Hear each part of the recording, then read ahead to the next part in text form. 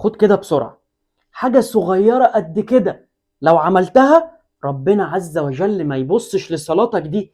بس قبل ما اقولك صلي على الحبيب صلى الله عليه وسلم، قال صلى الله عليه وسلم: لا ينظر الله إلى عبد لا يقيمه صلبه بين ركوعه وسجوده. طب يعني ايه يا مصطفى؟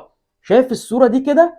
ده كده ظهره مفروض، صلبه قائم، لكن لو انت ظهرك متني اثناء الركوع او اثناء السجود، ربنا عز وجل مش هيبص لصلاتك دي، وصلاة غير صحيحة. الله أعلى وأعلم، أنا بقول لك الصلاة غير صحيحة بناء على كلام النبي صلى الله عليه وسلم: لا ينظر الله إلى عبد لا يقيم صلبه بين ركوعه وسجوده.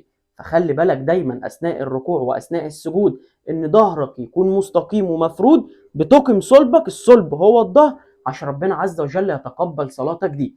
يا رب أكون فدتك وتفيد غيرك. سلام عليكم.